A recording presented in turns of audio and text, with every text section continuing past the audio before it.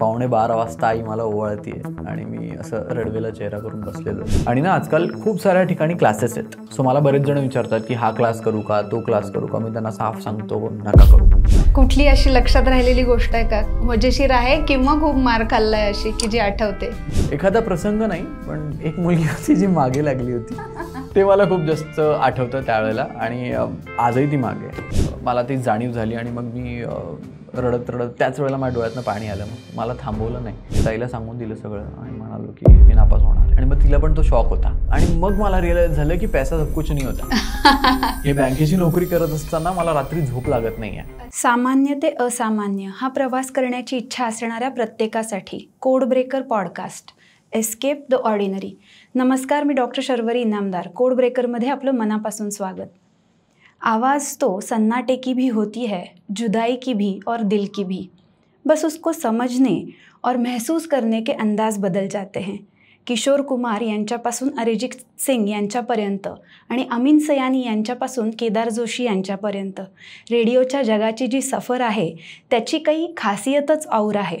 आजच्या या दुनियेमध्ये हव्या त्या प्लॅटफॉर्मवर हवी ती प्लेलिस्ट करून ती ऐकण्याची सुविधा उपलब्ध असतानासुद्धा रेडिओवर अचानक आवडीचं गाणं लागलं म्हणून आवाज मोठा करणाऱ्या प्रेक्षकांसाठी आजची ही खास आवाज की दुनिया याची सफर केदार जोशी याच्या दृष्टिकोनातून. नमस्कार केदार. नमस्कार मॅम. नमस्कार सगळ्यांना. कोड ब्रेकरमध्ये तुझं मनापासून स्वागत. Thank you so much. वकील, डॉक्टर, इंजिनियर अशी जी प्रस्थापित क्षेत्र असतात त्याच्यातलं करिअर जे आहे त्याच्यापेक्षा वेगळं करिअर करणाऱ्यांची जी जर्नी असते त्याचा स्ट्रगल जो आहे तो काही वेगळाच असतो, कारण की ऑफबीट असतात ती करिअर्स. तर त्या दृष्टिकोनातून तुझी जी आत्तापर्यंतचा जो प्रवास आहे तो आम्हाला तुझ्याकडून जाणून घ्यायचा आहे. नक्कीच. तो आमच्याशी तू शेअर करतोयस याच्याबद्दल पहिल्यांदा तुझे मनापासून आभार. आणि त्या अनुषंगाने पहिला प्रश्न की तुझं नेमकं गाव कुठलं, शिक्षण कुठे झालं तुझं? माझं गाव तसं छत्रपती संभाजीनगर, जे आधीचं औरंगाबाद, आता छत्रपती संभाजीनगर. आणि सगळं बालपण त्याच ठिकाणी गेलं. माझं शिक्षणही सगळं त्याच ठिकाणी झालं. सो 10वीपर्यंतची अक्रू वाघमारे शाळा, त्यानंतर मग SB कॉलेज. सो या सगळ्या गोष्टी ज्यांना माहिती आहे छत्रपती संभाजीनगर त्यांना खूप चांगल्या पद्धतीने माहिती आहे. सो तो सगळा प्रवास पूर्ण तिथेच सगळा झाला माझा शिक्षणापर्यंतचा. नोकरी पण मी काही वर्ष तिकडेच केली. मग त्यानंतर पुण्यनगरीमध्ये आलो आणि मग इकडचा झालो. बरं. शाळेतलं जे शिक्षण आहे ते तुझं कुठल्या माध्यमातून झालं? माझं मराठी मीडियममधनं. बरं. मराठी माध्यम. मग शाळेपासून तुला थोडी जे ग्लॅमर वर्ल्ड आहे त्याची आवड होती की शाळेत असताना काही वेगळं व्हायचं ठरवलं होतंस? नाही, शाळेत असताना काय करायचं हे माहितीच नव्हतं. क्लूलेस, एक बंडखोर मुलगा, एक खोडकर मुलगा, अशीच माझी लहानपणी शाळेत असलेली ओळख. पण तसं अभ्यासही हुशार, कारण घरात ते वातावरण होतं की नाही आपण चांगले मार्क्स आणले पाहिजेत, सर्वसामान्य लोक आहोत आपण, आपल्याला नोकऱ्यांशिवाय पर्याय नाही. सो त्या पद्धतीने तयारी झाली पाहिजे. सो हे लहानपणापासूनच घरी बिंबवण्यात आलं होतं. सो त्यामुळे अभ्यासही करायचा आणि खोड्या त्या पर्सनली आपण लपून छपून करायच्याच, कारण बाबा माझे खूप स्ट्रिक्ट होते. सो त्यामुळे खोड्या वगैरे करत अभ्यासही मी तेवढा करायचो. सो असं दोन्हीकडे बॅलन्स चालू होतं. तुम्ही भावंड किती आणि तू काय व्हावंस असं आई बाबांना वाटायचं? मी लहानपणापासूनच ठरवलं होतं. एक तर मला प्रत्येक लहान मुलाला तुम्ही विचाराल तर ते डॉक्टर, इंजिनियर सांगायचे त्या काळी आपण असताना लहान. सो माझंही तेच होतं. मला एक तर पोलीस बनायचं होतं आणि ज्यावेळेला मी 8वीला NCC घेतलं त्यावेळेला मला युनिफॉर्म आवडला होता व्हाईट. म्हटलं नाही मला आता नेव्हीत जायचं आहे. सो ते. आणि मला एक मोठी बहीण आणि ती अभ्यासात हुशार, एकदम स्टुडियस. त्यामुळे नेहमीच बघ बहिणीकडे असं पण मला सांगितलं जायचं. पण या ते दिवस असे गोल्डन दिवस होते जे आम्ही खूप एन्जॉय केले. मी मार खूप खाल्ला पण दॅट इज ओके. कुठली अशी लक्षात राहिलेली गोष्ट आहे का, मजेशीर आहे किंवा खूप मार खाल्लाय अशी की जी आठवते? मी खूप मार खाल्लेली गोष्ट मला खूप चांगल्या पद्धतीने आठवते आणि आय थिंक तोच माझा एक शेवटचा मार असावा, कारण लहानपणापासून भरपूर वेळा मार खाल्लेला. पण 9वीला असताना मी माझा वाढदिवस तसा गणपतीमध्ये, तो सप्टेंबर महिन्याचा, मी 9 सप्टेंबरचा माझा जन्मदिवस. आणि त्या दिवशी त्याच्या दुसऱ्या दिवशी गणपती बाप्पांचं आगमन होणार होतं, म्हणजे गणपती बसणार होते. सो बाबा म्हणाले होते मला आदल्या दिवशीच की तू आज काही ट्युशनला जाऊ नकोस, आता मामी वगैरे येणार आहे, छानपैकी आपण साजरा करू तुझा जन्मदिवस, असं मला आदल्या दिवशीच म्हणाले होते बाबा. पण मी म्हणालो की नाही, मी ट्युशनला जाणार आहे, मला माझ्या फ्रेंड्सना ट्रीट द्यायची आहे. सो ते असतं ना एक लहानपणी आपण मित्रमैत्रिणींना ट्रीट देऊयात. सो ते मी ठरवलं होतं. सो ट्युशनला जाण्यासाठी मी निघालो आणि आमच्या घराच्या बाजूलाच एक गणपती मंडळ, त्या ठिकाणी सगळं डेकोरेशन वगैरे चालू. म्हटलं ट्युशनला जायला अजून 15 मिनिटं आहेत, सो आपण थोडंफार इकडे इन्व्हॉल्व्ह होऊन मदत करू शकतो. मी छानपैकी गणपतीचं डेकोरेशन करायला लागलो आणि ते मी करतच राहिलो. मग ट्युशनचा अर्धा तास होऊन गेल्यानंतर मला रिअलाईज झालं की अरे मला ट्युशनला जायचं होतं, मग आता काय करावं. म्हटलं जाऊ दे, तसे आज आपला वाढदिवस, आपल्याला कोणी काही बोलणार नाही, सो ठीक आहे. मग मी छानपैकी डेकोरेशन वगैरे केलं आणि मग ठरवलं की आता घरी पण कसं सांगावं ना की पण ट्युशनला नाही गेलो, घरात तर निघालो होतो मी ट्युशनसाठी. मग म्हणालो ठीक आहे.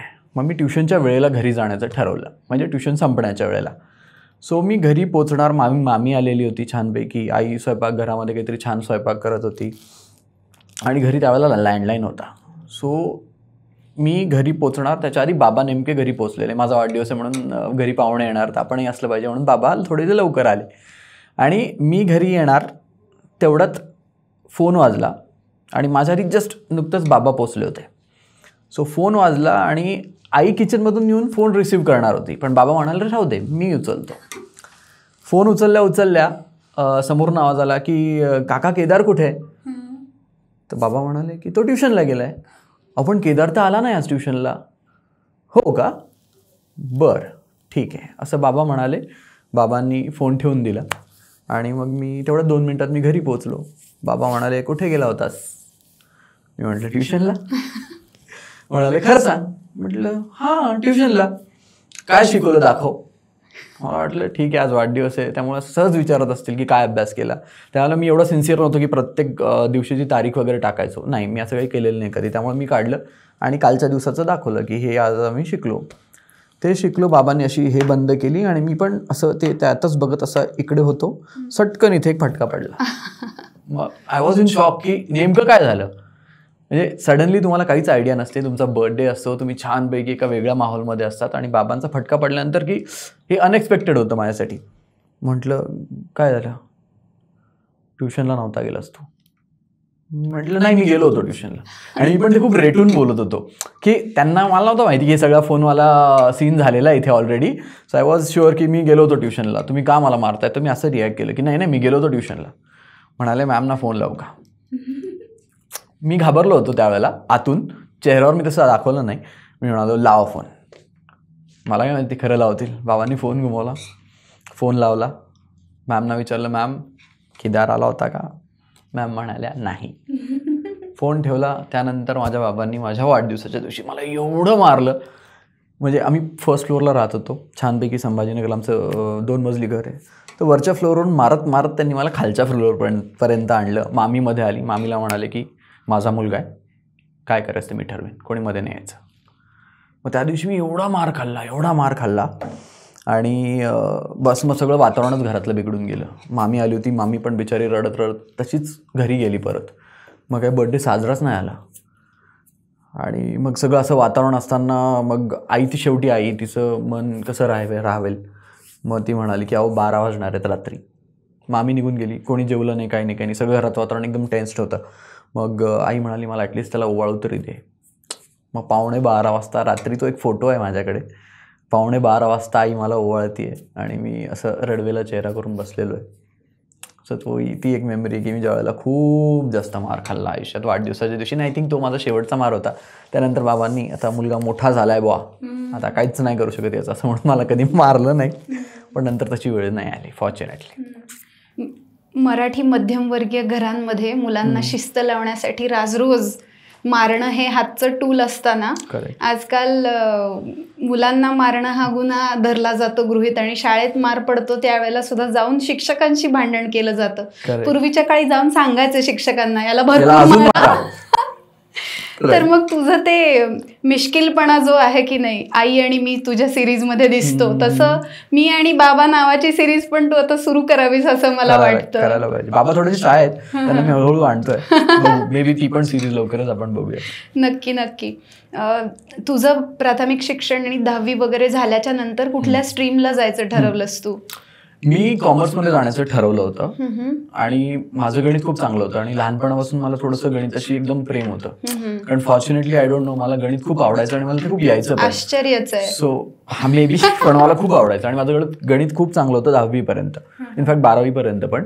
सो ऑलमोस्ट अबव 90s मला मार्क्स मिळायचे. सो घरी अभ्यास करायला बस असं म्हटल्यानंतर मी गणितच सोडवत बसायचो.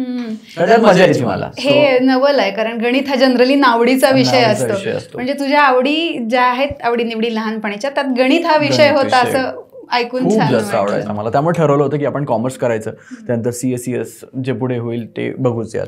पण मग त्यावेळेला कम्प्युटर इंजिनियर बनवावं मुलांना, असं एक ओव्हरऑल पेरेंट्सची थिंकिंग होती की डॉक्टर, इंजिनियर. मग इंजिनियर तर मग आता आपला मुलगा काही इंजिनियर बनणार नाही, त्यांना कॉन्फिडन्स होता. मग काय करायचं त्याला, मग आपण त्याला कम्प्युटर इंजिनियर बनवू. त्यावेळेला आलं होतं. IT च्या नोकऱ्या सुरू झाल्या होत्या त्यावेळेला आणि त्यांना पगार खूप चांगला असतो.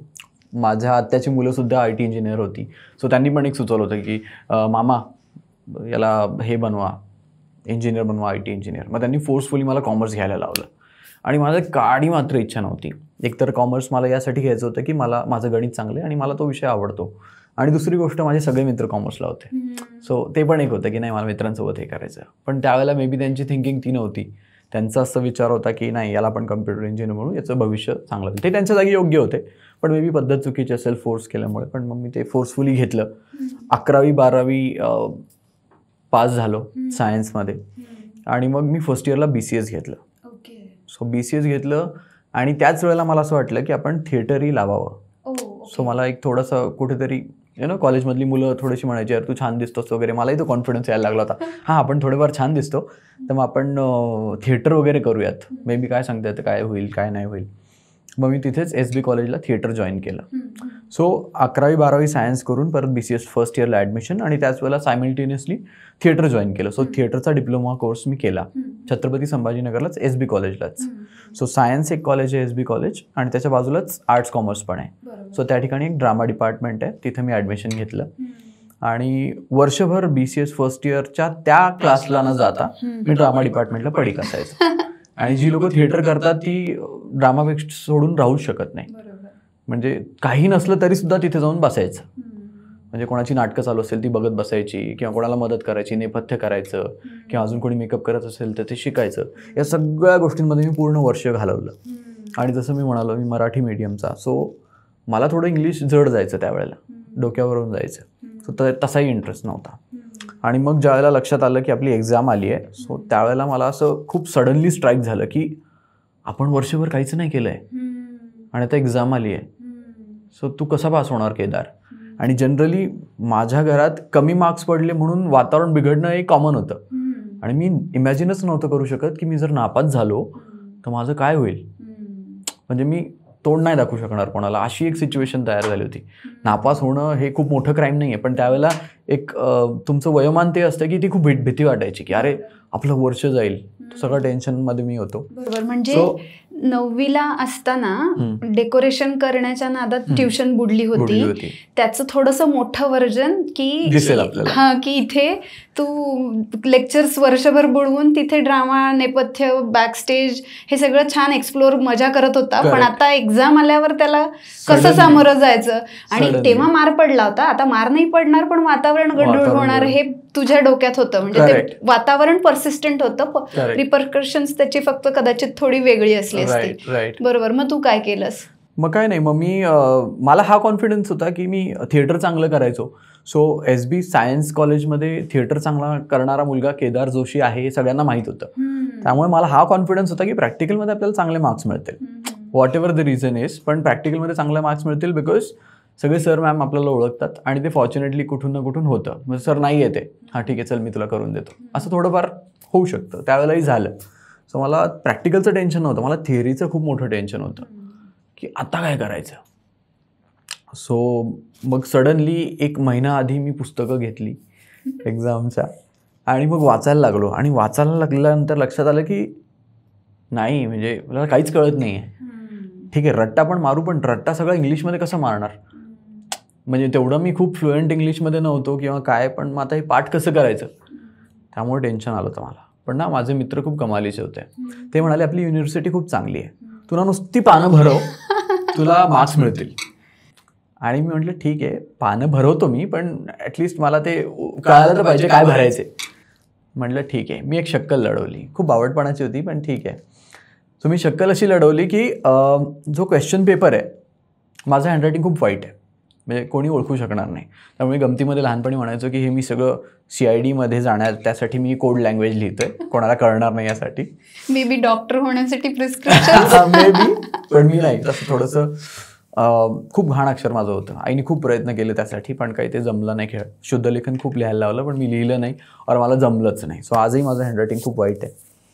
सो मी विचार केला की आपण काय करायचं की रेलेव्हंट पण वाटलं पाहिजे आणि आपले पानं पण भरली पाहिजेत. सो मग मी क्वेश्चन पेपर जो असायचा इंग्लिशमधला, तो सगळा क्वेश्चन पेपर, तो सगळा कंटिन्युअसली 30-25 पानं, जेवढे काही पानं आहेत ती सगळी भरून काढायचो. आणि क्वेश्चनमधला एखादा शब्द असा क्लिअर लिहायचा आणि बाकी सगळं लिहून टाकायचं. आणि म्हटलं आपण पास होऊ. या थिअरीवर मी होतो, या गोष्टीवर माझा बिलीव्ह होता त्यावेळेला की अरे आपली युनिव्हर्सिटी पानं भरवली तर पास करते. ॲटलिस्ट मला पास तरी झालो तरी म्हटलं ॲटलिस्ट तेवढंच थोडासा दिलासा असेल. कमी मार्क्स मिळाले, आपण मार खाऊ, थोडं मार तर नाही पण शिव्या खाऊ बाबांच्या, दॅट इज ओके, पण मग ॲटलिस्ट नापास नाही होणार या आशेवर मी त्यावेळेला होतो. सो मी तशी पानं भरवली आणि विद्यार्थी बाजूचे विचार करायचे, मुलगा एवढा काय लिहितो.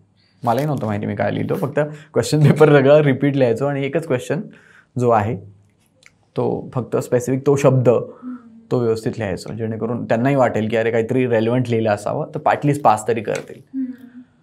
पण मग एक्झाम झाली त्यानंतर मग टेन्शन वाढायला लागलं की हे सगळ्या गोष्टी आहेत, पण जर ती लोक तेवढी समजदार असतील सो ती मला सरळ नापास करतील. मग त्यावेळेला मी काय करणार, तो प्लॅन बी पाहिजे माझ्याकडे काहीतरी, की जर मी नापासच झालो तर मी काय करावं. मग मी म्हटलं एक काम करूयात. तसंही आपण थिएटर केलं आहे, सो थोडाफार आपल्याला नाटकांचा वगैरे अनुभव आलेला आहे. सो मी एक माझा मित्र आहे छत्रपती संभाजीनगरला, तो माझ्यापेक्षा 2 वर्षांनी मोठा, आणि त्यालाही वाटायचं की अरे आपण काहीतरी करायला पाहिजे. सो मग मी त्याला म्हटलं की आपण एक काम करूयात का, आपण मुंबईला जाऊयात का. मग तो म्हणाला घरचे कसे तयार होणार.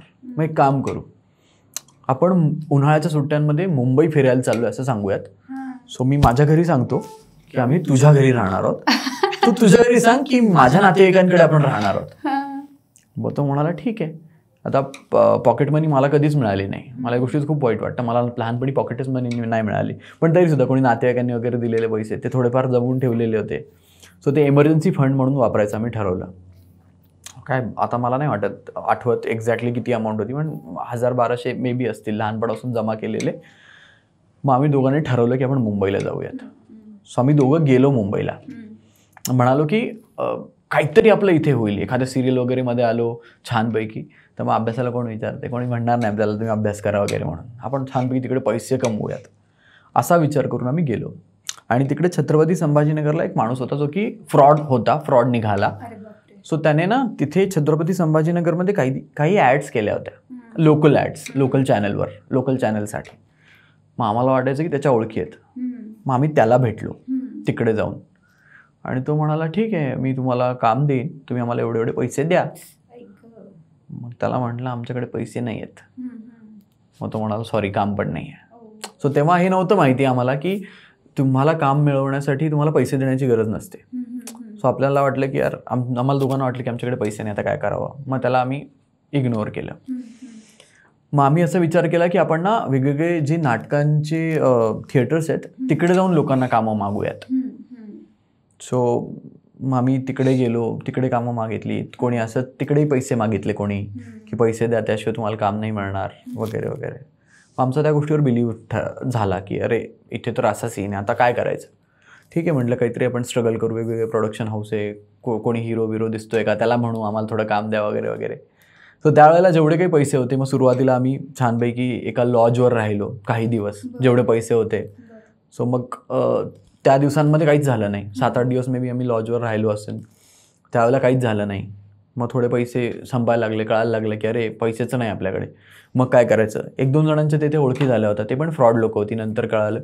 मग ते म्हणाले की आम्ही तुम्हाला राहायला जागा देतो, काम पण देतो, तुम्ही आम्हाला थोडे पैसे देत जा. म्हटलं ठीक आहे तर बघू काय करता येईल. मग आम्हाला त्यांनी झोपडपट्टीत ठेवलं. सो लिटरली ती झोपडपट्टी एवढी घाण होती, पत्राची रूम आणि लिटरली झोपडपट्टी. आणि मी नाही खूप मोठ्या बापाची अवलाद होतो, पण ॲटलिस्ट बेसिक राहिलो होतो मी. हे कधीच बघितलं नव्हतं. सो त्यावेळेला असं इतकं ते बघितलं आणि इतकं कसतरी झालं मला की ही लोकं कशी राहत असतील त्यावेळेला. सो मी त्या ठिकाणी काही दिवस काढले. आणि मग ज्यांचं ते झोपडपट्टी होती त्यांना इरिटेट व्हायला लागलं की कोण बाहेरची लोकं आणून बसवली. मग त्यांनी आम्हाला सांगितलं की नाही, आता आमच्या इथे जागा नाही, तुम्ही बाहेर झोपत जा. मग आम्ही लिटरली एक आठवडाभर 10 दिवस फुटपाथवर झोपलो. आणि तिथून असे उंदरं वगैरे जायचे मोठी मोठी. सो तो खूप वियर्ड एक्सपिरियन्स होता. आणि मग खायचं काय, आपल्याकडे पैसे तर आता संपत चालले, आता काय करायचं. दादरवरून एका ठिकाणी जायचं तर मग कसं लोकलनी जायचं. आणि लोकलनी जायचं म्हटल्यावर तिकीट काढायचं, पण बरेच जण विदाऊट तिकीट पण प्रवास करतात. ती भीती वाटायची की नाही, जर कोणी आपल्याला पकडलं तर आपल्याला जेलमध्ये जावं लागेल, ही एक त्यावेळेची भीती. सो म्हटलं नाही, आपण काहीतरी करू, मदत मागू कोणाची, पायी जाऊ, असं काहीतरी करू. सो पैसे वाचवण्याच्या चक्करमध्ये मी बऱ्याच वेळेला पायी पण गेलो आहे. सो तो पण खूप विचित्र अनुभव होता. त्यानंतर मग रात्री जेवायचं काय. सो दिवसभर तर पैसे आपल्याला पुरायला पाहिजेत, म्हणून रात्री फक्त 1 लिटर दूध आणायचं, काही केळी घ्यायची, मग ती खाऊन झोपायचं, जेणेकरून रात्री झोप लागेल ॲटलिस्ट. आणि मग तुम्हाला हे करता येईल, पुढे दिवसाचं स्ट्रगल करता येईल. तर असे करत करत 15-20 दिवस निघून गेले. आणि मग लक्षात आलं आपल्याकडे काहीच होत नाही, काहीच जमत नाही खेळ, मग काय करावं. मग तो सगळा खेळ चालू असताना मी असं ते कॉईन बॉक्सवरून घरी फोन करायचो आणि सहज सांगायचो की हां, मी मजेत आहे, आम्ही इथे मजा करतोय, आम्ही छान चाललंय वगैरे वगैरे वगैरे. सो एके दिवशी असंच मग ज्यावेळेला कॉल केला घरी, आणि तर त्यावेळेला म्हणाली ताई की तुझा उद्या रिझल्ट आहे. अरे बापरे.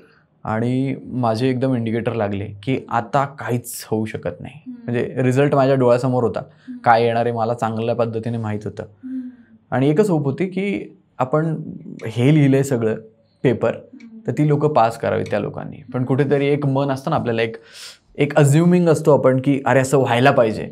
पण फॅक्ट आपल्याला माहीत असतो ती लोकं एवढी मूर्ख नाही आहेत. हे मला थोडं उशिरा रिअलाईज झालं, पण तीच आशा होती त्यावेळेला, म्हणून मी पेपर तसा लिहिला होता.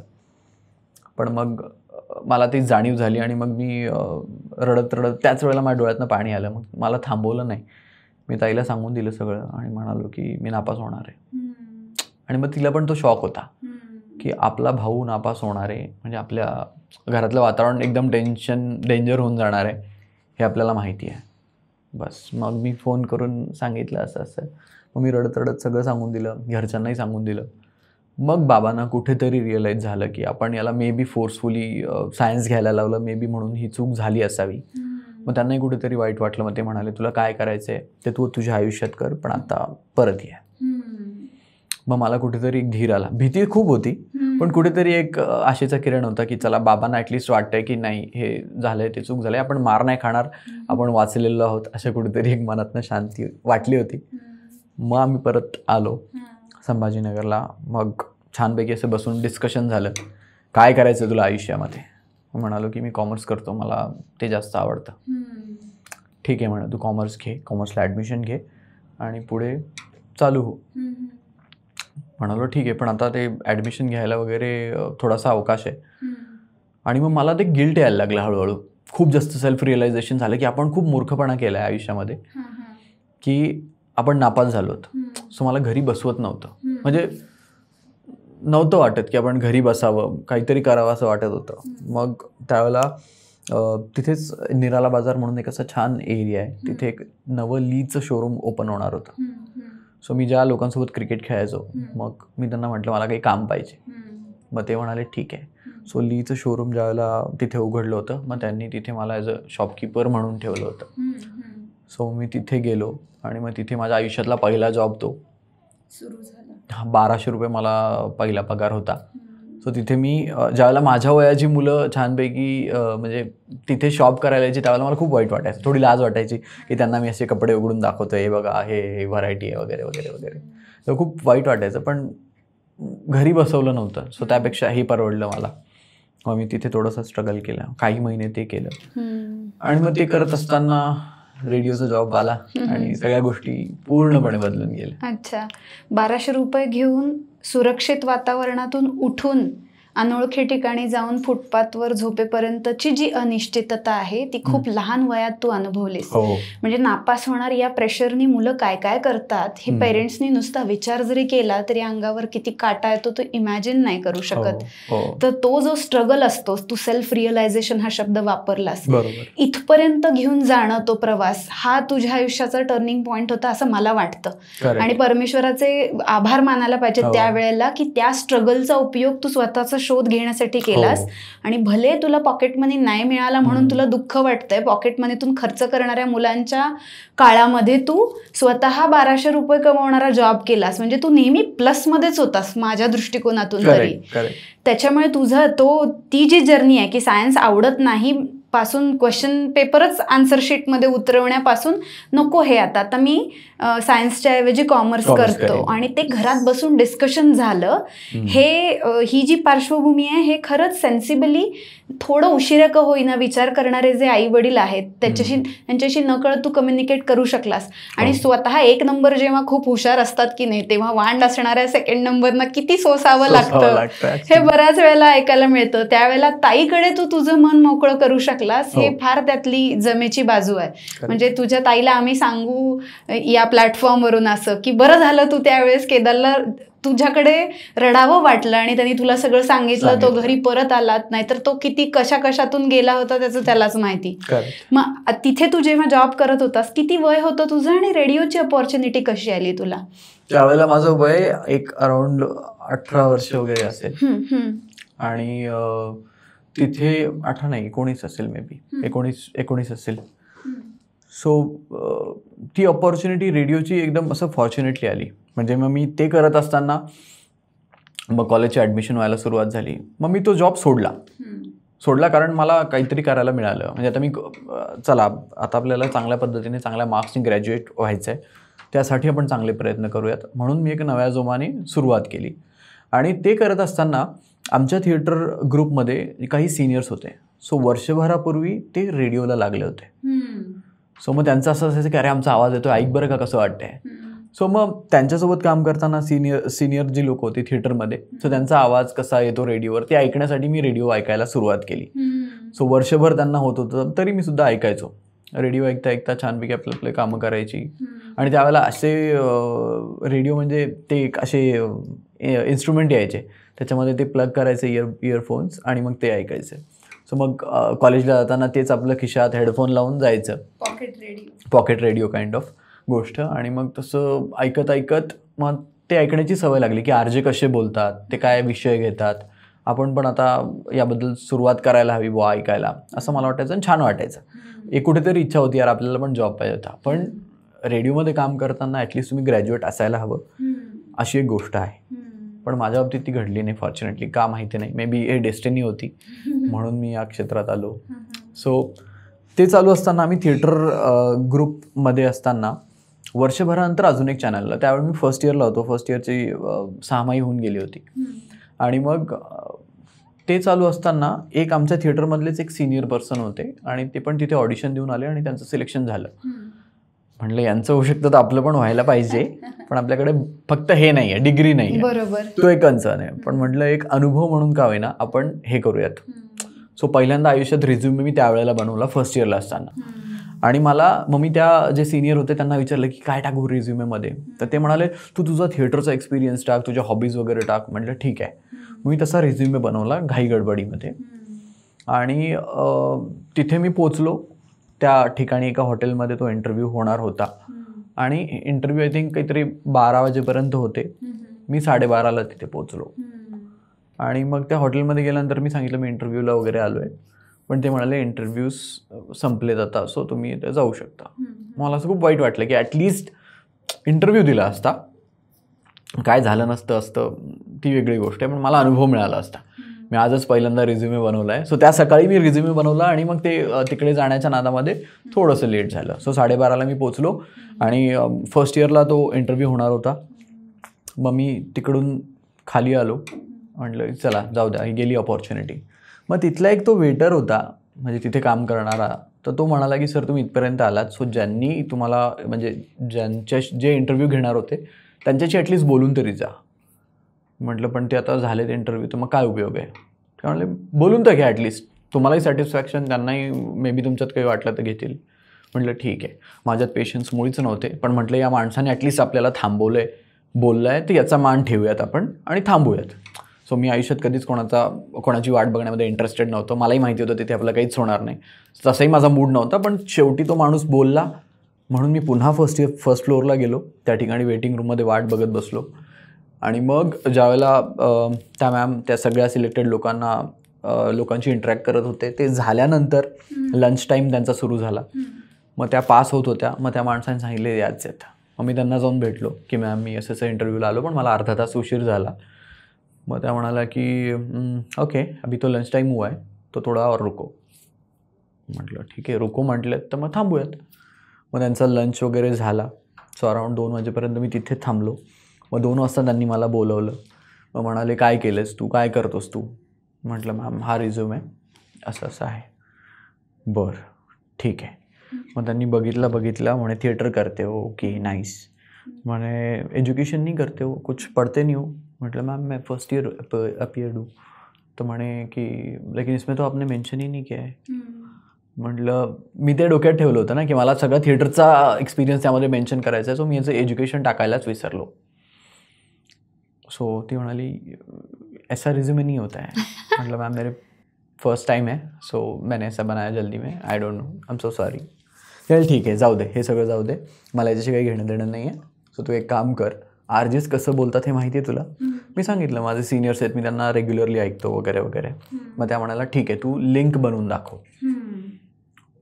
लिंक म्हणजे आरजे जे बोलतो त्याला लिंक म्हणतात ॲक्च्युली या टेक्निकल टर्म्समध्ये. म्हटलं ठीक आहे, लिंक म्हणजे मला माहिती होतं काय करायचं ते. ठीक आहे म्हणे हे 2-3 विषय घे, याच्यावर मला 3 लिंक बनवून दाखव. म्हटलं ठीक आहे. मग त्यांनी मला वेळ दिला 15 मिनिटांचा. मग मी छानपैकी लिंक्स बनवल्या आणि मग त्या पद्धतीने डिलिव्हर करून दाखवल्या. सो त्यांना खूप मजा आली ते ऐकताना and she was happy. So मला वाटलं की एक लहान मुलगा आला इंटरव्ह्यूला, फर्स्ट इयरला आहे, चला त्याला काहीतरी एंटरटेन करू म्हणून त्यांनी मे बी असं केलं असावं. मग त्या म्हणाला ठीक आहे 1 हफ्ते भर में आपको पता चल जाएगा जो कुछ होगा. म्हटलं ठीक आहे. सो त्या माणसाला मी थँक्यू म्हणालो की चला ॲटलिस्ट तुझ्यामुळे मी त्यांच्याशी बोललो आणि माझं सॅटिस्फॅक्शन झालं, मी इथे आलो त्याचं सार्थक झालं. आता बघू पुढचं काय मागचं काय. सो मला वाटलं होतं की आता हे काही घेत नाही आपल्याला. मी तसाच निघून गेलो. आणि मग मला त्या थिएटर ग्रुपमधला जो माणूस होता जो सिलेक्ट झाला होता तो म्हणाला की तुला तो जॉब पाहिजे का. म्हटलं हो. तर म्हणाले की त्यासाठी तुला 10,000 रुपये द्यावे लागतील. सो त्या काळामध्ये 10,000 रुपये खूप मोठी गोष्ट होती. मी ऑलरेडी फेल झालो होतो, मला या गोष्टीची लाज होती. परत या गोष्टीसाठी मी घरी पैसे मागावेत हे माझ्या मनालाही पटत नव्हतं. आणि माझं टॅलेंट असेल तर ती लोक मला घेतील, नसेल माझं टॅलेंट, नसेल माझ्या नशिबात तर जॉब मला मिळणार नाही. मैं त्यांना म्हणालो सॉरी सर मैं इसके लिए इतने पैसे नहीं दे सकता, रादर पैसे ही नहीं दे सकता. अगर मैं वर्थ हूँगा तो वो ले लेंगे, नहीं होगा तो क्यों. नहीं म्हणे लेकिन अगर करना हो तो ऐसे भी हो सकता है. म्हटलं नाही सर ऐसा नहीं करना है, थैंक यू, मैं देख लूँगा आगे. ठीक है वैसे भी नहीं होगा. म्हटलं सर मेरा ग्रॅज्युएशन में नहीं है. ठीक है देखो म्हणे. मग आठवड्याभरानंतर मेल आला. सो मेल तो आपण जनरली त्यावेळेमध्ये आता मोबाईलवर लोक मेल चेक करतात, त्यावेळेला इंटरनेट कॅफेवर जाऊन मेल चेक करायला लागायचे. बरोबर. सो मला ते खबर नाही, मी पण त्याकडे कधी लक्ष दिलं नाही. पण मेल आला त्याच्या दुसऱ्या दिवशी मला एक चेन्नईवरून कॉल आला. सो त्यांचं हेड ऑफिस चेन्नईला होतं. सो त्यांनी कॉल केला आणि ते म्हणाले तुमने एक्सेप्टन्स नहीं दिया अभी तक. म्हटलं की शी से एक्सेप्टन्स. तर त्या म्हणाल्या की असं असं तुझं सिलेक्शन झालेलं आहे आणि 10,000 रुपीज तुला पगार मिळेल. आणि आय वॉज रिअली हॅपी की ओ गॉड भारी. आणि मग मी त्या इंटरनेट कॅफेवर गेलो, लगेच त्यांना रिप्लाय दिला आणि मग ते सिलेक्शन झालं. आणि 10,000 रुपये त्यावेळेला मी कमवत होतो. आणि फॉर्च्युनेटली अनफॉर्च्युनेटली माझ्या आईबाबांच्या इंडिव्हिज्युअल पगारापेक्षा ते पैसे जास्त होते. अरे बापरे. सो मला असं वाटलं की सो काहीतरी आणि कुछ तो है जो शायद मुझे इस इंडस्ट्री में ला रहा है. सो वाय नॉट म्हटलं. आणि पगार पण चांगला होता. So I was happy.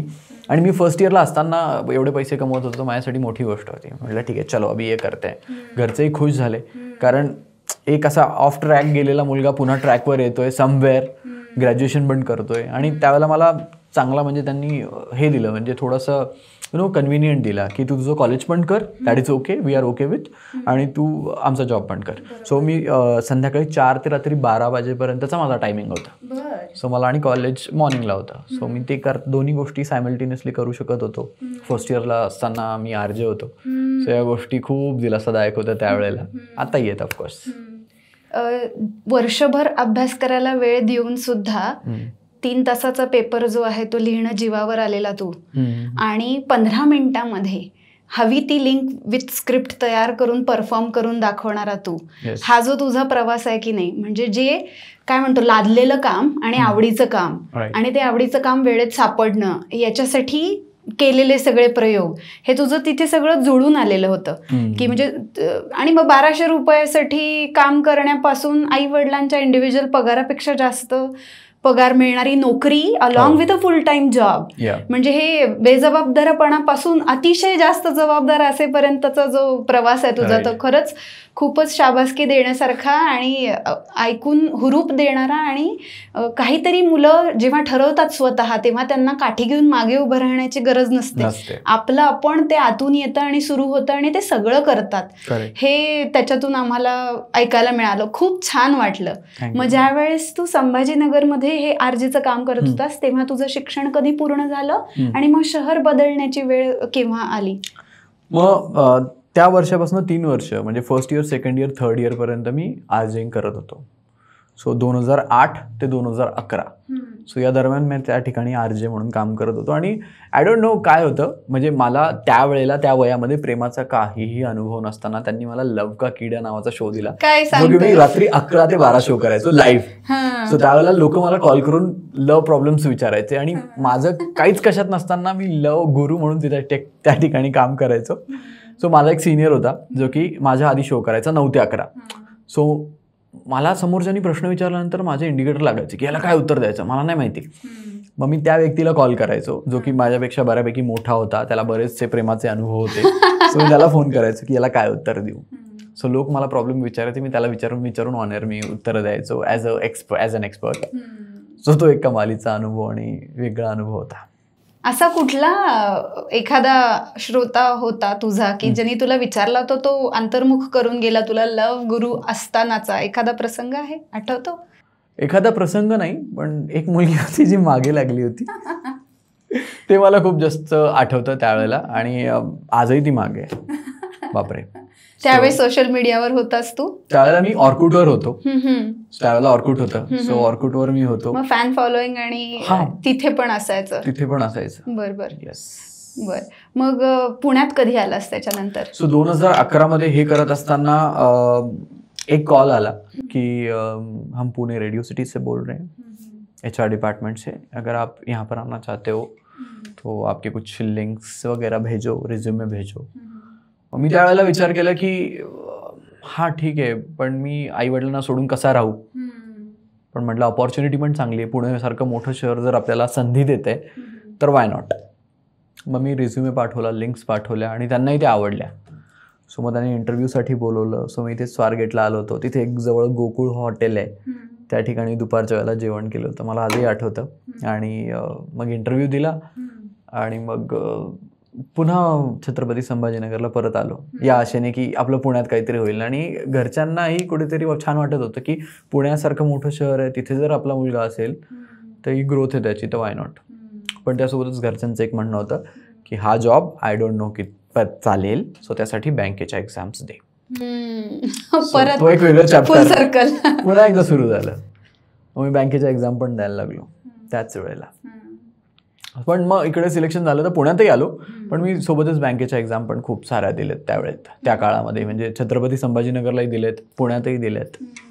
तू जर बँकेत गेला असतास ना एक्झाम देऊन, तर ते तुझं लवगुरूचा एपिसोड ऐकणाऱ्या ज्या अनेक तरुणी आहेत तुझ्या मागे फिरणाऱ्या, त्यांचं काय झालं असतं रे केदार? त्यांनी तिकडेच अकाउंट ओपन केलं असतं. 5 उंगली गेम आहे काय? 5 उंगली गेम.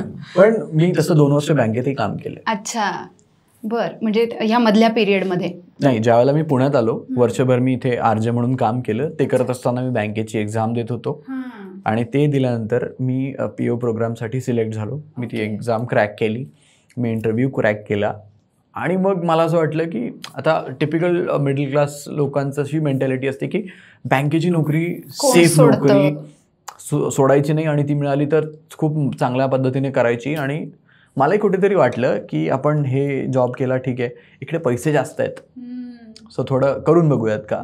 आणि एक्झाम क्रॅक केली आहे, PO प्रोग्रामसाठी सिलेक्ट झालं म्हटल्यानंतर म्हटलं ठीक आहे डन. सो मी बँकेची एक्झाम दिली, ती क्रॅक केली. 9 वर्षभर माझं बँगलोरला ट्रेनिंग होतं. मी हा रेडिओचा जॉब सोडला, 1 वर्ष तिकडे ट्रेनिंग घेतलं, मला पोस्टिंग संभाजीनगरलाच मिळाली. मग मी तिथे वर्षभर काम केलं आणि मग मला रिअलाइज झालं की पैसा सब कुछ नाही होता. हे बँकेची नोकरी करत असताना मला रात्री झोप लागत नाहीये. अरे बापरे, की काहीतरी मिसिंग वाटतं आयुष्यामध्ये. हा, मग त्यावेळेला वाटलं की नाही, मग पुन्हा एकदा स्ट्रगल. आता आई बाबांना सांगायचं कसं की मी बँकेची नोकरी सोडतोय, तो एक वेगळा स्ट्रगल. मग कसं केलंस ते हँडल? नाही, मग मी त्यांना सांगितलं की मला हे मी बँकेचे ठीक आहे तुम्ही म्हणत होतात म्हणून मी नोकरी केली. मलाही सुरुवातीचे दिवस छान वाटलं, पगार येत होता चांगला, त्यातही मजा येत होती. पण somewhere I am missing out, म्हणजे काहीतरी मिस होतं आयुष्यामध्ये. सो मला रात्री झोप लागली पाहिजे शांत. आणि मग 3 इडियट्स फिल्म, मग मी त्यांना सांगितलं की बघा तिकडे कसं दाखवलं गेलं आहे की ठीक आहे फार फार तर काय होईल, रेडिओमध्ये थोडे पैसे कमी पडतील, छोटी गाडी असेल, छोटं घर असेल, दॅट इज ओके, मला शांत झोप लागली पाहिजे. मग घरच्यांचं आलं, हे बघ तुझं आयुष्य आहे, काय करायचं ते तू ठरव, जे काही करशील तुझ्या रिस्पॉन्सिबिलिटीवर कर. मी पण त्यांना तेच म्हणालो की माझ्या रिस्पॉन्सिबिलिटीवर करतो. जर काही चांगलं झालं तर ऑफकोर्स मी हॅपी असेन, तुम्हाला हॅपी ठेवेन. आणि जर नाही झालं तर मी तुम्हाला ॲटलिस्ट बोलणार नाही की तुमच्यामुळे हे झालं. मी स्वतःलाच दोष देईन आणि स्वतः जे काही असेल ते मी रिस्पॉन्सिबिलिटी स्वतः घेईन. मग समवेअर ते पण कन्व्हिन्स झाले की चला ठीक आहे, ह्याला असं वाटतंय करू द्या त्याला. म्हणजे ते सोन्याच्या पिंजऱ्यात राहण्यापेक्षा मला उडू द्या, थोडंसं ऊन लागेल, पाऊस लागेल, पण दॅट इज ओके. माझं मी घरटं एखादं तयार करतो, काड्यांचं असलं तरी चालेल. I am very happy. आणि मग तो डिसिजन घेतला. मग पुन्हा एकदा छानपैकी, थोडे पैसे कमी होते सुरुवातीच्या दिवसांमध्ये, बट दॅट इज ओके, म्हणजे एन्जॉय केलं मी ते. मग त्यावेळेला दुसरीकडे कुठे जॉब नव्हता रेडिओमध्ये महाराष्ट्रामध्ये. सो त्यावेळेला माझीच बँकेतली एक मैत्रीण जयपूरला पोस्टेड होती. सो ती म्हणाली की आमच्या इथे जो एक माणूस येतो बँकेमध्ये तो रेडिओमध्ये कामाला आहे, so if you want I will talk to him. म्हटलं हां बोलून बघ, मला काही प्रॉब्लेम नाही, मी येईन जयपूरला. मग त्या ठिकाणी जयपूरला एक ऑपॉर्च्युनिटी होती, पण मग हिंदी कसं चांगलं आहे का तुझं, हा प्रश्न होता. कारण जयपूरला काम करायचं म्हणजे हिंदी व्यवस्थित आली पाहिजे. सो फॉर्च्युनेटली मी थिएटर केलेलं असल्यामुळे माझी मराठी आणि हिंदी बऱ्यापैकी चांगली आहे.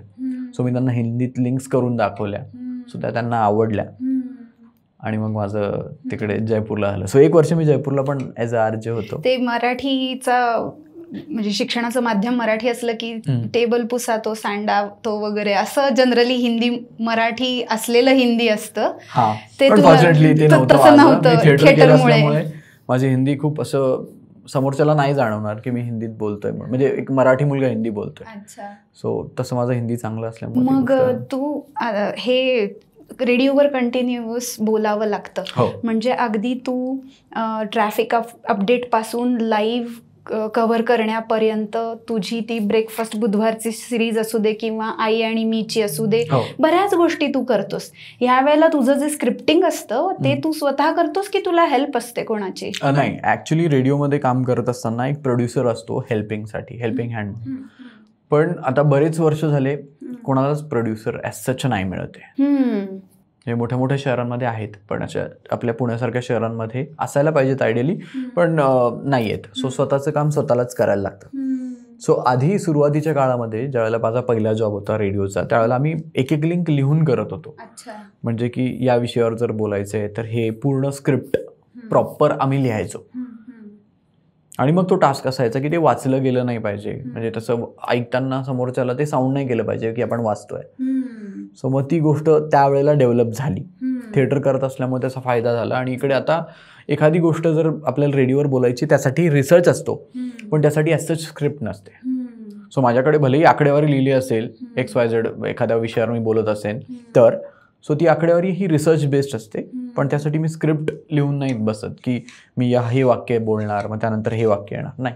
म्हणजे डिरेक्टर कोरिओग्राफर तूच असतोस, तू बोलतोस तेव्हा त्याची तयारी रिसर्च जे आहे तो तुझा वेगळा अभ्यास पण तुला करावा लागतो. बरोबर. ही जी आवाजाची दुनिया असते की नाही, ज्याच्यामध्ये चित्र उभं राहतं आणि मुख्य म्हणजे गाणं ऐकण्यासाठी रेडिओ लोक लावतात, तर त्याच्यामध्ये मध्ये येणाऱ्या जाहिरातींचा व्यत्यय सहन करून सुद्धा त्या 2 गाण्यांमधला दुवा म्हणून रेडिओ जॉकीचं बोलणं ऐकणारे जे लोक आहेत तो पण एक वेगळा फॅन क्लब आहे.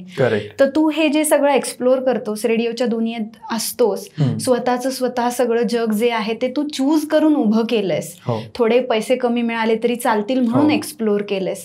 तर हा जॉब जो तू करतोस त्याचे तुला काही तोटे पण जाणवतात का, आणि कुठले असे फायदे आहेत की ज्याच्यामुळे तू आवडीने अजून याला स्टिक टू आहेस?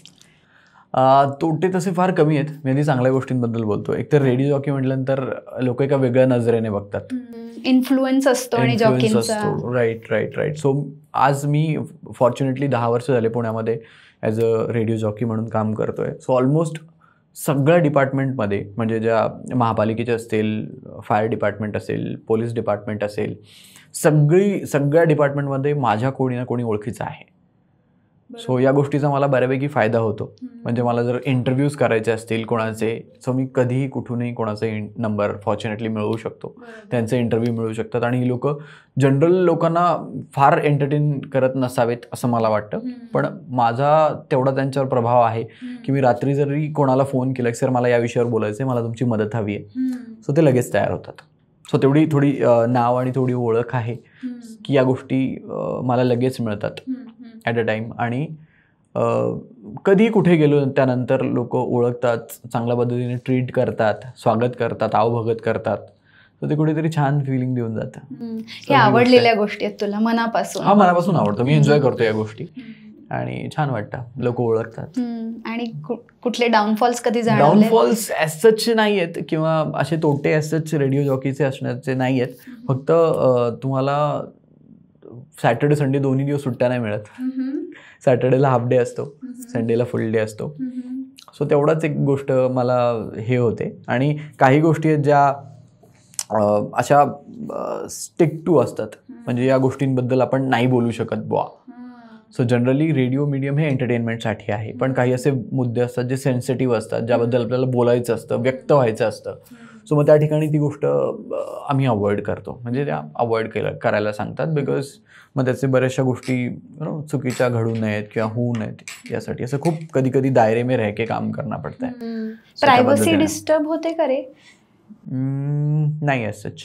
त्यात तिथे काही प्रॉब्लेम येत नाही की काही गोष्टी ज्या आहेत त्या स्ट्रिक्टली प्रायव्हेट ठेवून कराव्या लागतात, किंवा सोशली प्रेझेंट होताना काही गोष्टींचं भान म्हणजे ठेवावं लागतं, असं स्ट्रिक्टनेस तुला कधी जाणवलाय?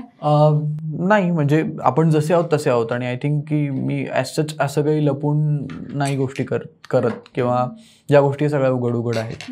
सो ॲज सच कुठेतरी असं नाही स्पेशल इमेज बिल्डिंगसाठी काही करावं लागत नाही. उलट तुला स्वतःला तुझी प्रतिभा त्या चौकटींमध्ये वापरून सुद्धा त्या गोष्टी बाजूला ठेवून तुला व्यक्त होता येतं. म्हणजे ते माध्यम तुला आवडतंय त्या पद्धतीने तुला वापरता येतं, म्हणून तुझं त्याच्यावर मनापासून प्रेम आहे. राईट. एवढा नाकी डोळी छान आहेस तू, तुझे डोळे वेगळ्या रंगाचे आहेत, फेअर कॉम्प्लेक्शन आहे, नाक बीक एकदम सरळ आहे. मग रेडिओ मधून दृश्य माध्यमामध्ये जाण्याचा कधी विचार केलास की नाही? खूप वेळेला. मग काय करतोयस का त्याच्या संदर्भात?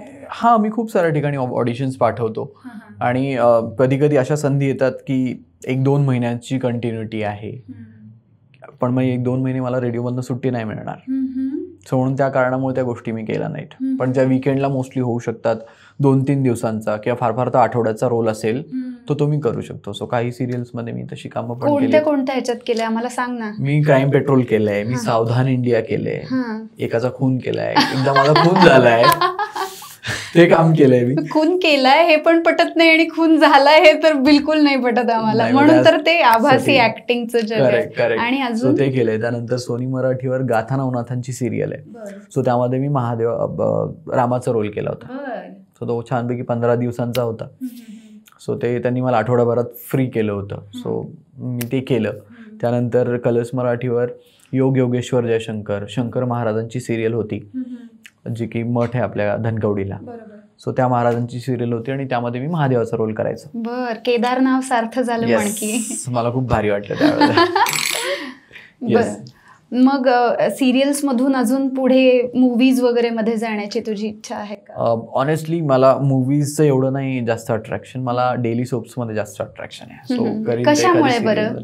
माहिती नाही, मला असं वाटतं की फिल्ममध्ये एखादी फिल्म तुमची आली, ती नाही चालली तर मे बी तुम्ही असे लगेच गायब होतात इंडस्ट्रीमधनं मे बी, और लोकांच्या नजरेतनं. पण डेली सोप जर असेल तर तुम्ही डेली त्यांच्या डोळ्यासमोर असता.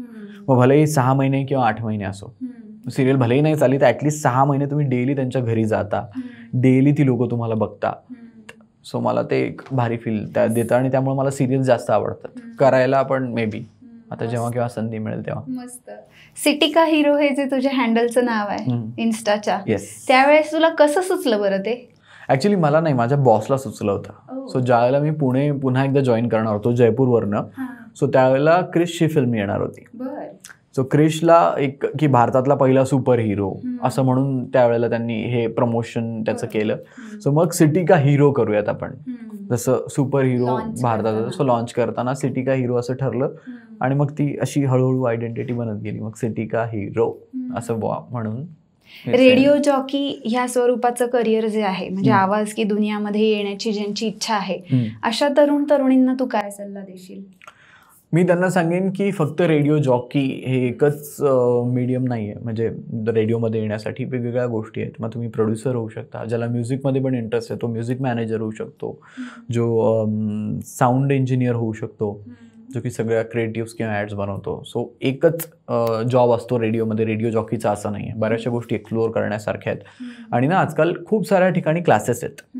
सो मला बरेच जण विचारतात की हा क्लास करू का, तो क्लास करू का. मी त्यांना साफ सांगतो नका करू, कारण त्या ठिकाणी तुमचा पैसा वेस्ट होतो, तुमचा वेळ वेस्ट होतो आणि तिथे तुम्हाला असंच प्रॅक्टिकल नॉलेज नाही मिळत. म्हणजे असं माझं मत आहे. 10,000 रुपये लागतील वाल्या स्कीम्स इकडे पण असू शकतात आणि तेवढं तुम्हाला नॉलेज मे बी नाही मिळणार. पण जर तुम्हाला डायरेक्ट इंडस्ट्रीमध्ये यायचं असेल तर थोडेसे पेशन्स ठेवावे लागतील, कारण एकतर रेडिओमध्ये ऑपॉर्च्युनिटीज खूप कमी असतात आणि जर रेडिओमध्ये काम करायचं थोडा एक्सपिरियन्स्ड माणूस बघतात पुण्यासारख्या शहरामध्ये. सो आता इथे जर तुम्हाला काम करायचं असेल तर सुरुवातीच्या दिवसांमध्ये तुम्हाला ॲज अन इंटर्न म्हणून काम करायला लागतं. सो त्यामध्ये कंपनी तुम्हाला देतही नाही काही, तुमच्याकडनं घेतही नाही काही. प्युअर तुम्हाला नॉलेज मिळतं, पूर्ण रेडिओ शिकायला मिळतो. रेडिओमध्ये काय काय ऑपॉर्च्युनिटीज आहेत, जसं मी म्हणालो रेडिओ जॉकी सोडून प्रोड्युसर आहे, साऊंड इंजिनियर आहे, कॉपी रायटर आहे, म्युझिक मॅनेजर आहे. या सगळ्या ऑपॉर्च्युनिटीज तुमच्यासाठी आहेत. सो फक्त रेडिओ जॉकी एकच गोष्ट नसते, सगळ्या गोष्टी. तेव्हाही तू म्हणालातस की मला प्लॅन बी हवा होता, तर तो प्लॅन बी तुम्ही जे काही करिअर ठरवाल त्या प्रत्येक ठिकाणी तुम्ही थोडंसं वाईड केलं पाहिजे, तुमचा जो फोकस आहे तो, असं तुझं म्हणणं आहे. वेगवेगळ्या भाषा ज्या असतात ते मिक्स करून ब्लॅबरिंग करून नुसतं सतत बडबड करणारे पण काही रेडिओ जॉकी असतात आणि शांतपणे कहाणी तयार करून त्याच्यात गुंफवून ठेवणारे आणि आल्हाद देणारे पण रेडिओ जॉकी असतात. तर तुझं जे असतं की नाही स्क्रिप्ट, त्याच्यावर तू काम केलेलं आहे हे तुला ऐकताना नेहमी जाणवतं आमच्यासारख्या ऐकणाऱ्यांना. तर तुझं काय मत आहे की कशा पद्धतीचं असायला पाहिजे रेडिओ जॉकीचं जे बोलणं आहे ते? सो रेडिओ जॉकीचं बोलणं जनरली रेडिओमध्ये म्हणतात की तुम्ही जसे आहात तसे व्यक्त व्हा. आणि ज्या वेळेला तुम्ही ही गोष्ट करता त्यावेळेला तुम्ही एकतर आव आणून बोलत नाही. बरेच जण असे आहेत जे आव आणून बोलतात, ते ऐकतानाही समोरच्याला इझिली कळतं. मग फक्त ते हा बुवा तुमचं कम्युनिकेशन म्हणून तुम्ही सरळ आहात एवढंच कन्वे होतं. पण तुम्ही जसे आहात, तुम्ही जे फील करता, तुम्ही ते व्यक्त झालात तर तुम्हाला ना कुठल्या कोर्सची गरज पडते, ना कुठल्या अरे माझं व्हेरिएशन आलं का या क्वेश्चन मार्कची गरज पडते, कारण ऑटोमॅटिकली तुम्ही ज्या वेळेला व्यक्त होतात त्यावेळेला ते आलेलं असतं. सो आवाज तुमचा असा जाण्यापेक्षा तो असा असा असा गेलेला कधी लोकांना खूप लगेच डायरेक्ट कनेक्ट होतो, वन ऑन वन ते कॉन्व्हर्सेशन होतं, असं लोक फील करतात.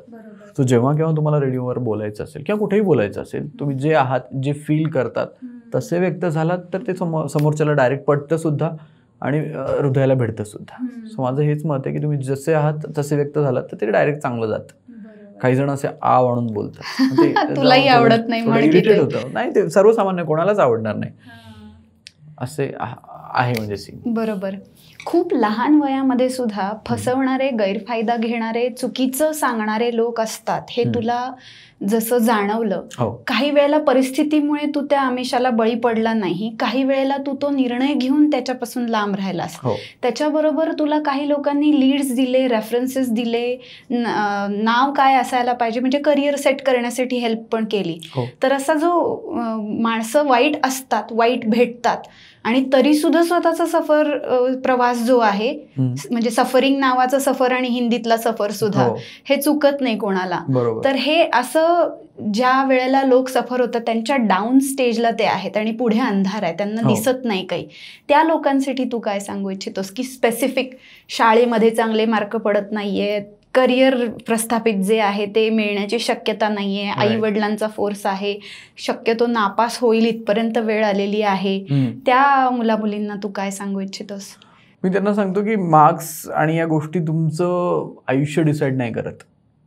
शेवटी ठीक आहे तुम्ही यावर्षी नापास झालात तर मग आयडेंटिफाय करायला पाहिजे की कुठे आपण चुकतोय. माझा इंटरेस्टच नसेल यामध्ये तर तू कितीही मन लावून 10-12 तास अभ्यास कर, तू नापासच होशील, कारण तुला ते करायचं मनच नाही आहे शेवटी. सो शेवटी आपल्या मनाला जे वाटतं ते आपण करायला पाहिजे. पण असं नाही की मला दारू प्यावीशी वाटते मी दारू पिईन, असं पण नाही. कन्स्ट्रक्टिव्ह असायला पाहिजे. करेक्ट, ते तेवढं प्रोडक्टिव्ह असायला पाहिजे. आज एक चित्रकार पण चांगला पैसे कमवू शकतो. नॉट नेसेसरी की अरे चित्रकारांना कोणी नाही विचारतं, आजकाल त्यांचंही करिअर खूप मोठं आहे. सो चूज करताना मी प्रामाणिकपणे त्यावर मेहनत करीन, प्रामाणिकपणे त्यासाठी पुढे जाण्यासाठी प्रयत्न करेन. त्यानंतर जर अपयश येत असेल तर ऑफकोर्स अपयश ही यशाची पहिली पायरी आहे म्हणत त्याला पॉझिटिव्हली बाजूला करून पुढे जायला हरकत नाही. सो असं मला वाटतं की तुझी स्वतःची जी जर्नी आहे ना तीच तू आत्ता जे म्हटलास ते दाखवते की अपयश ही यशाची पहिली पायरी आहे आणि तुम्हाला जे आवडतं ते पैशामध्ये कन्वर्ट करणं याचं पैशाचं प्रमाण कदाचित कमी जास्त असू शकेल, पण तुम्हाला आनंद समाधान हे मिळणार असेल तर पैसे थोडे कमी जास्त झालेले चालतात. त्याच्याला स्वतःला असं खुंटीला बांधल्यासारखं बांधून घेण्याची गरज नाही. तर एक्सप्लोर करायला पाहिजे, काय आवडतं ते शोधायला पाहिजे, जे आवडतं ते प्रोडक्टिव्हली कन्स्ट्रक्टिव्हली करत राहायला पाहिजे, अपयशाने हार मानायला नको.